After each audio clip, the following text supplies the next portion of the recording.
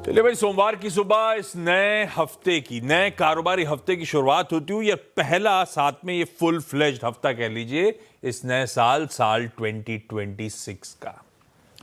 और last week Friday को या कह लीजिए इस नए साल के दूसरे कारोबारी सत्र में ही भारतीय बाजारों ने नए रिकॉर्ड उच्चतम स्तर छू डाले। प्रीवियस हाईज थे 325 के, उसके पार निकले और इनफैक्ट सेशन की समाप्ति भी प्रीवियस हाईज के ऊपर ही हमने दर्ज करी।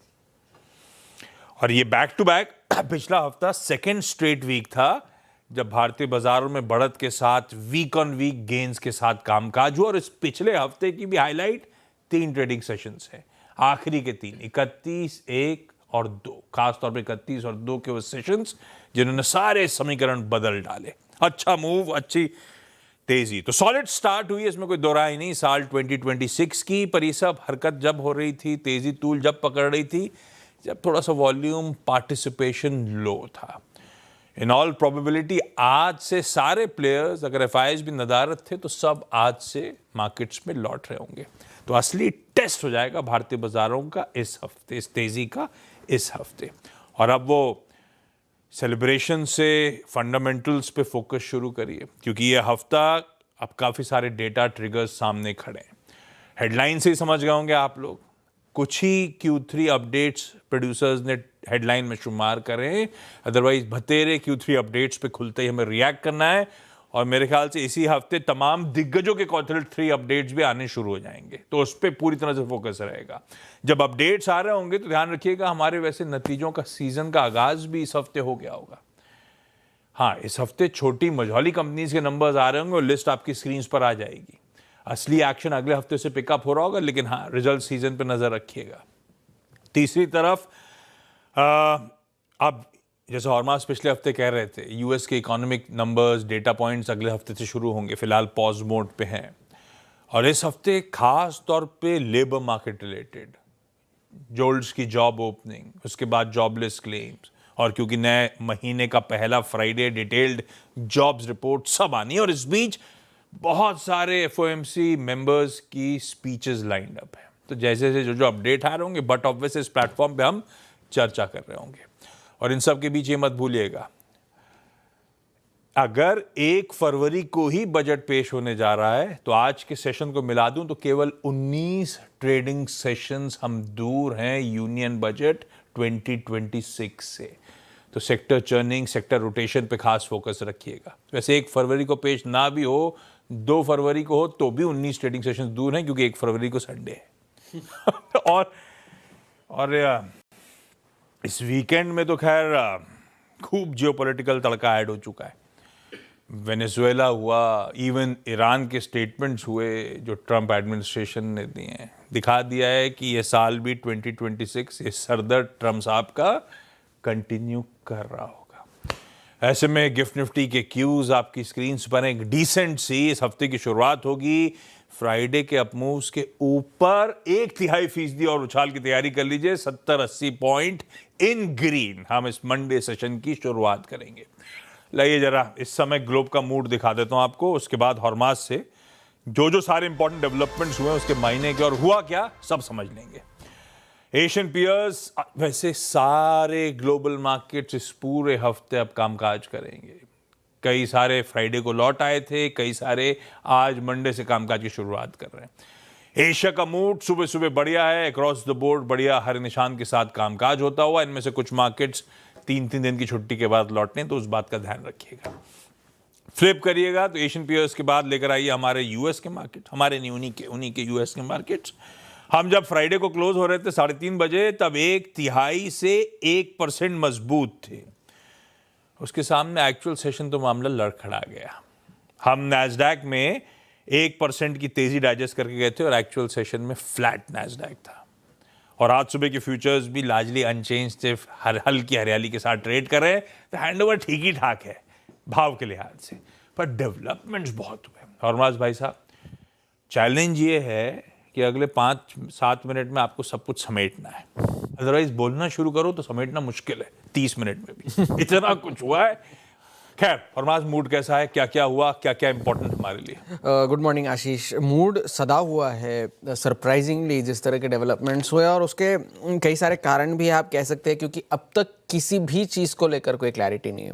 हाँ, एक कौन बात, से डेवलपमेंट्स की बात कर रहे हैं हम? ये जो वेनेजुएला पर शनिवार को हमला हुआ, जहां पर अमेरिकी सेना ने वेनेजुएला पर हमला किया, उनके राष्ट्रपति मदुरो को और उनकी पत्नी को गिरफ्तार करके वो यूएस ले गए। उनके ऊपर अब न्यूयॉर्क में मुकदमा चलाया जाएगा ड्रग ट्रैफिकिंग को लेकर, हथियार रखने को लेकर, वगैरह वगैरह। वैसे भी वेनेजुएला की सरकार को यूएस मानने के लिए तैयार नहीं थी, एक गैर कानूनी सरकार जिसे आप कहते हैं, उस तरह की सरकार मान रही थी।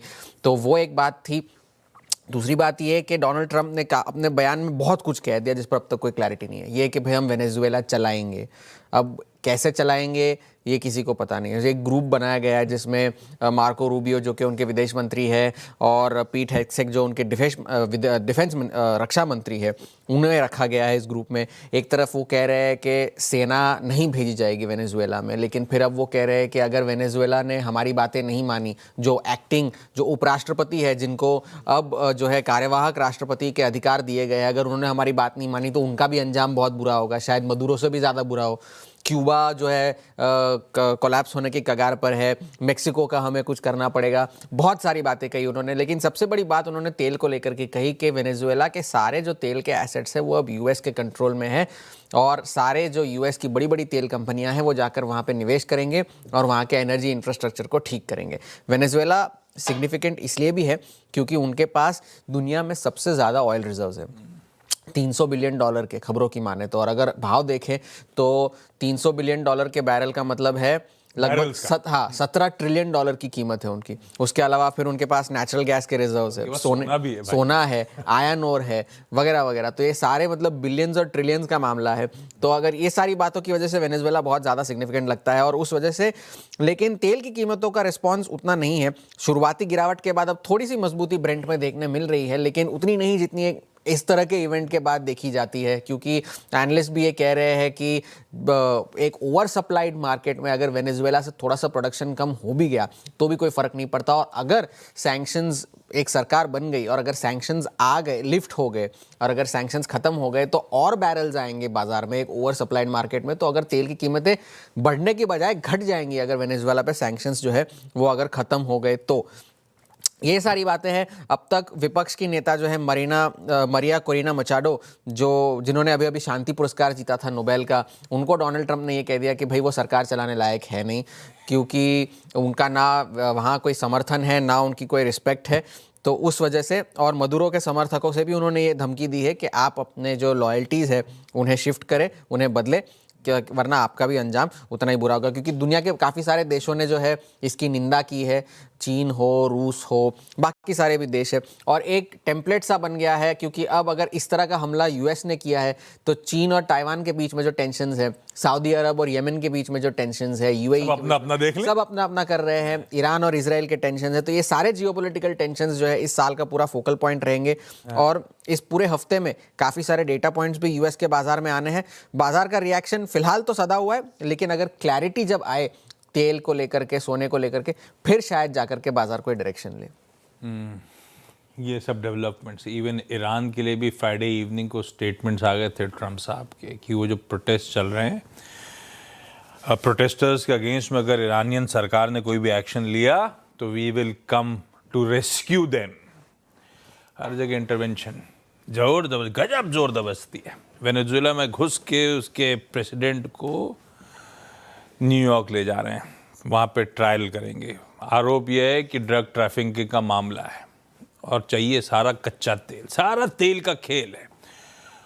खैर इस पे जाऊंगा तो बहुत अंदर घुसता चले आऊँगा। उस अटैक से पहले, अटैक नहीं कहेंगे, क्या कहते हैं उसको, घुस के आ गए तो इन्वेजन से पहले, कुछ ही घंटों पहले चाइना के इन्वॉइस के साथ मुलाकात भी कर रहे थे मदुरो साहब। खैर खूब तेल भंडार हैं यूएस के उस कोस्ट के पास, खूब हैवी ऑयल की रिफाइनरीज खड़ी हुई हैं। अब सब घुसेंगी, तेल लेंगी, हैवी ऑयल प्रोसेस करेंगी, और आज सुबह सुबह धमकी इंडिया को दे देते हैं कि रशियन ऑयल का प्रोक्योरमेंट रोके, क्योंकि इतना तेल प्रोड्यूस करेंगे तो सबकी ज़रूरत पड़ेगी उनको। सब प्लान है, मुझे तो ऐसे ही लगता है, पता नहीं। खैर ये सब ग्लोब के समीकरण है। साल की शुरुआत में जियोपॉलिटिकल तड़का गजब का है। शायद आगाज ऐसी हो रहा है साल का, तो साल ऐसी कुछ देखने को मिलेगा आपको। इंपॉर्टेंट वेरिएबल जो स्क्रीन पर इक्विटीज तो दिखा दिया था, हॉर्माज ने ब्रेंड दिखा दिया है, बहुत ज्यादा तो नहीं, हमने 3:30 बजे 60.6 पे छोड़ा, तो थोड़ा बहुत इंचअप करता हो वहां से नजर रखिएगा, लेकिन खास तौर पे कच्चे तेल पे अगर यहां से तगड़ा इंचअप हो रहा है नहीं हो रहा है। वैसे ओपेक प्लस की कल बैठक भी हुई है, उन्होंने ये सब जियोपॉलिटिक्स पे कोई चर्चा नहीं करी और डिसाइड करा कि भाई साहब तेल जितना सप्लाई चल रहा है उतना ही रखेंगे, कोई चेंज नहीं करेंगे। ये एक्सपेक्टेड भी था। खैर, सोना चांदी हमारे लिए तो 4400 का 4400 पे रखा हुआ है, तो सब वेरिएबल्स ठीक है अभी, तो नजर रखिएगा। तो इसीलिए इन सब स्टेबिलिटी के बीच में गिफ्ट निफ्टी थोड़ा बहुत इंचअप करता हुआ वापस। ऐसे में फिर मार्केट्स का अप्रोच क्या रखें, निफ्टी बैंक की स्ट्रैटेजी क्या हो, लाइए जरा स्टिंग प्ले आउट करिए। आज का गेम प्लान वीरू के साथ डिस्कस कर लेते हैं। वीरू भाई साहब गुड मॉर्निंग। बढ़िया फ्राइडे के मूव्स, अच्छा लगा स्क्रीन को देख के, और उन पिछले हाईज के ऊपर ही जाके फाइनली सेशन की समाप्ति कर देना दमकम के साथ अपने आप में सराहनीय था। आज भी बढ़िया शुरुआत के इंडिकेशंस आ रहे हैं, करना क्या है? गुड मॉर्निंग आशीष। देखिए, हमारे पास एक बहुत डेडिकेटेड, बहुत ही अगर आप देखें चैलेंज कर देने वाली ऑप्शन जोन था आशीष, और 26,200 26,100 में हम ट्रैप थे। लीडर्स को बिहेव करना था लीडर्स की तरह, और वो हुआ, और ये चमत्कार ऑल टाइम हाई गया। Look at Reliance, look at ICICI bank, look at HDFC bank, M&M और L&T, इन सब ने वो काम किया और इंडेक्स का यहाँ आना लाजमी हो गया। आशीष, शुक्रवार को 9:15 से लेकर 9:30 के बीच में जब मैं स्क्रीन पे भी था, जिस प्रकार की put writing at the money पे थी 26,200 पे, वो क्लियरली विजिबल था कि हम इस जोन को बाइसेक्ट करने जा रहे हैं विद स्ट्रॉन्ग कन्विक्शन। 26,200 पे बाजार खुलते ही पुट राइटिंग शुरू हो गई, और हमने ऑलमोस्ट 333 यानी अपना प्रीवियस ऑल टाइम हाई और थोड़ा सा और इंचअप किया। वो क्लियरली मेंशन था, the moment you will cross 26,181 and 233, ये आएगा।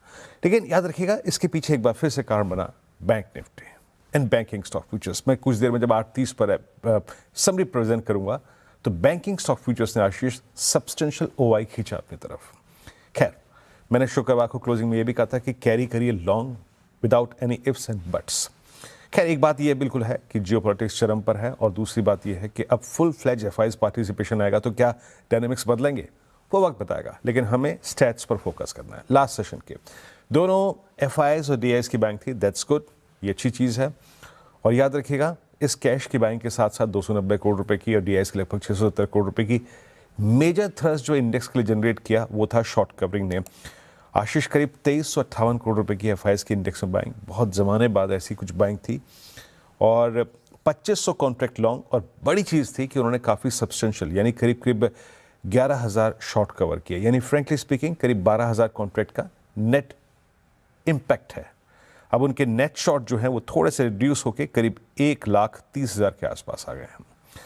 अच्छा, एक बार लेके आइए आप जरा प्लीज़, और वो ऑप्शंस के स्टैट्स। ऑप्शंस के स्टैट्स में ये क्लियरली विजिबल है कि उनकी तरफ से एक मेजर पुट राइटिंग भी है, यानी न्यूली कमेंस्ड वीकली कॉन्ट्रैक्ट के लिए या फिर इस कॉन्ट्रैक्ट के लिए हाई स्ट्राइक्स की कॉल का OI कम हो गया है, सिग्निफिकेंट अभी भी 26,500 पे खड़ा है, और बड़ी पुट राइटिंग 26,300, 200 और 100 पे हुई है। पिरामिड्स जब आप देखेंगे ना आशीष, आपको क्लियरली नजर आएगा अब सारा खेल है 26,500 पे, जो कि वीकली कॉल है, और उसके नीचे सब जगह पुट राइटिंग हो रखी है। मैं कैसे अप्रोच करूंगा? देखिए आशीष, न जाने डिप मिलेगा कि नहीं मिलेगा, बट हम तब तक इस डायरेक्शन में परसिस्ट करेंगे। अभी आप कुछ देर पहले कह रहे थे कि FIs जब आएंगे दोबारा तो क्या होगा, दोबारा वो आए तो हमें किसी भी सर्कमस्टेंसेस में 26,200 को होल्ड करना है।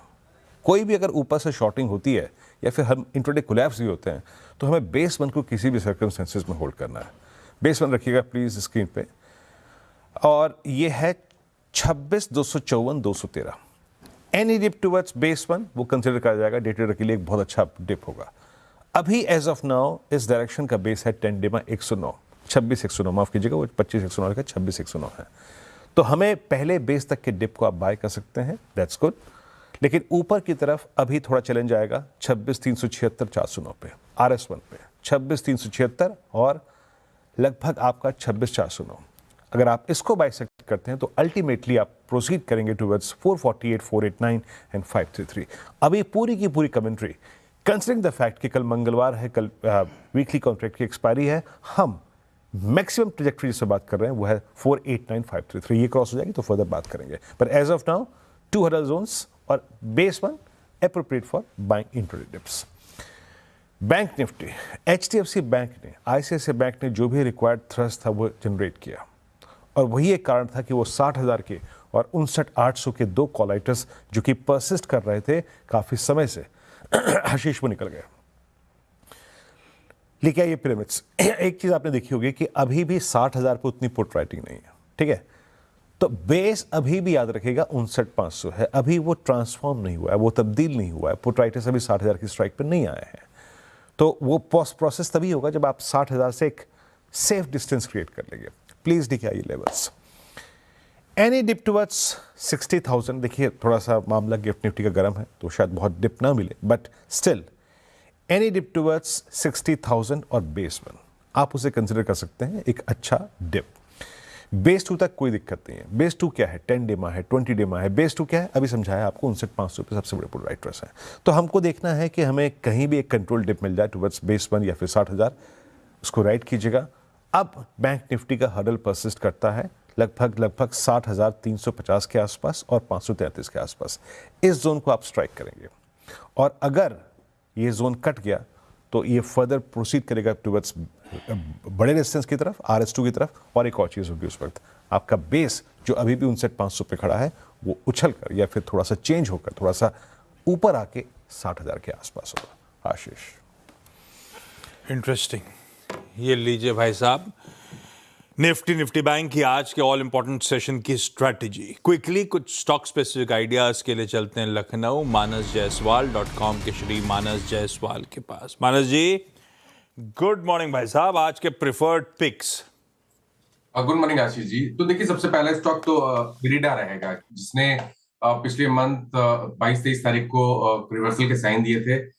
उसके बाद हमने कंसोलिडेशन भी देखा, लेकिन फ्राइडे के सेशन में रैली रिज्यूम हुई है, एक फ्रेश ब्रेकआउट चार्ट पे देखने को मिला है। तो इरिडा में खरीदारी करेंगे 143.50, 143 रुपए 50 पैसे का स्टॉप लॉस लगाएंगे। 153 रुपए 153 तक के टारगेट्स आपको देखने को मिल सकते हैं इरिडा में। जो सेकंड स्टॉक है वो PPL फार्मा का है, जहां पर स्टॉक ने हायर बॉटम का कंफर्मेशन दिया। लास्ट सेशन में 10 एंड 20 डे मूविंग एवरेज को हायर वॉल्यूम के साथ रीगेन किया। मेरा समझना है कि एक बाउंस बैक प्ले बनता है, तो PPL फार्मा में भी खरीदारी की जा सकती है।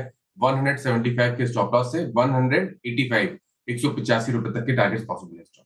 ये दो बढ़िया से आइडियाज आपके लिए। पिरामल फार्मा में खरीदारी करने का कॉल और साथ साथ इरिडा को रडार पर रखिए 143.50 के SL के साथ, यहां पे भी तेजी।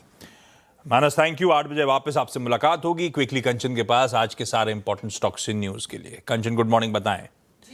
शुरुआत कर लेते हैं बजाज फाइनेंस के साथ। देखिए यहाँ पे जो कंपनी का AUM का अपडेट है वो हमें पॉजिटिव साइड में देखने को मिला है। जो गाइडेंस दी गई थी 22% की, उसी के इन लाइन जो है नंबर्स हैं हमें देखने को मिले हैं। करीब करीब जो AUM है 23,600 करोड़ बढ़ा है। वहीं अगर बजाज हाउसिंग फाइनेंस की बात करी जाए तो यहाँ पे भी जो गाइडेंस थी वो 21 से 23% की थी AUM की, और इनफैक्ट जो AUM आया है वो 23% आया, यानी कि हायर साइड में आया। तो यहाँ पे भी numbers positive side Bajaj finance और बजाज हाउसिंग फाइनेंस। आगे बढ़ते हैं, वेदांता के नंबर्स की बात करी जाए तो यहाँ पे भी रिकॉर्ड नंबर्स Q3 में जो कंपनी है उसने पेश किए हैं। अगर एल्यूमिनियम, जिंक सेलेबल और जिंक इंटरनेशनल प्रोडक्शन की बात करी जाए तो यहाँ पे एक अच्छी खासी बढ़त देखने को मिली है। कहाँ पे आपको हल्का सा डिक्लाइन देखने को मिला है वो केवल है सिल्वर प्रोडक्शन का। वहीं हिंदुस्तान जिंक की बात करी जाए तो नंबर यहाँ पे हमें मिक्स बैग देखने को मिले हैं। माइन मेटल, सेलेबल मेटल और रिफाइंड जिंक का जो प्रोडक्शन है वो हमें हायर साइड में जाता हुआ दिखाई दिया है, बट फ्लिप साइड की बात करी जाए तो रिफाइंड लेड का जो प्रोडक्शन है यहाँ पे एक कटौती आती हुई दिखाई दी है। Mahindra and Mahindra finance numbers यहाँ पे हमें अच्छे देखने को मिले हैं। डिसबर्समेंट में करीब करीब 7% की बढ़त देखने को मिली है और यहाँ पे जो डिसबर्समेंट है 17,600 करोड़ का रहा है। इनफैक्ट इस क्वार्टर में जो एसेट क्वालिटी है वो भी हमें अच्छी खासी इंप्रूव होती हुई दिखाई दी है। बैंकिंग में बात करी जाए तो बैंक ऑफ बड़ौदा और PNB नंबर्स यहाँ पे हमें अच्छे देखने को मिले हैं। चाहे आप बात ग्लोबल बिजनेस की कर लीजिए, चाहे आप बात इस टाइम पे डोमेस्टिक बिजनेस की कर लीजिए, एडवांसेस में, डिपॉजिट में एक अच्छी खासी जो बढ़त है बैंक ऑफ बड़ौदा में देखने को मिली है। और ऐसे ही इनलाइन नंबर हमें पंजाब नेशनल बैंक के भी देखने को मिले हैं। ग्लोबल बिजनेस यहाँ पे करीबन 4% का बढ़ता हुआ दिखाई दिया है। डिपॉजिट्स में एक अच्छा खासा सुधार जो है वो आया है क्वार्टरली बेसिस में। डीमार्ट के नंबर्स की भी अच्छे पोजीशन पोजीशन है इस टाइम पे। स्टैंड लोन रेवेन्यू में अच्छी खासी बढ़त है 17,613। वहीं अगर सेम स्टोर सेल ग्रोथ देखी जाए तो वो भी हमें पॉजिटिव साइड 442 पे ये इस टाइम पे रिकॉर्ड किया गया है। रखिए सारे स्टॉक्स रडार पे। क्विकली छोटा सा ब्रेक के उस पर जब लौट के आएंगे तो कुंवर जी ग्रुप के रवि ये मेरे पे बाइक क्यों चला रहे हो आप लोग? नहीं मैं रवि जी जोड़ेंगे। रवि जी बताएंगे आपको आज की बढ़िया सी कमोडिटी पिक्स।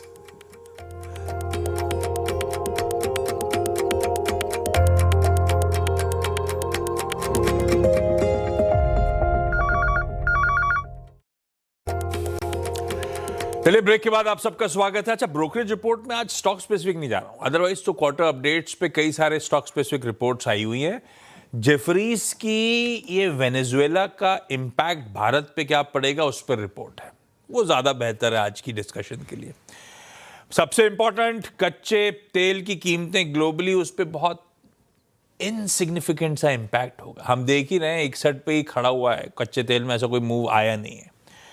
बल्कि यूएस की दिग्गज ऑयल कंपनीज क्या होंगी, वेनेजुएला आ रही होंगी, प्रोडक्शन बढ़ा रही होंगी, उसके चलते ये 2027-28 पे उल्टा वे कर रहा होगा कच्चे तेल की कीमतों पे, अनलेस ओपेक डिसाइड कर ले कि हम लोग बैलेंस करना चाहते हैं मार्केट को। अदरवाइज कच्चे तेल के लिए ये दबाव वाली बातें हैं।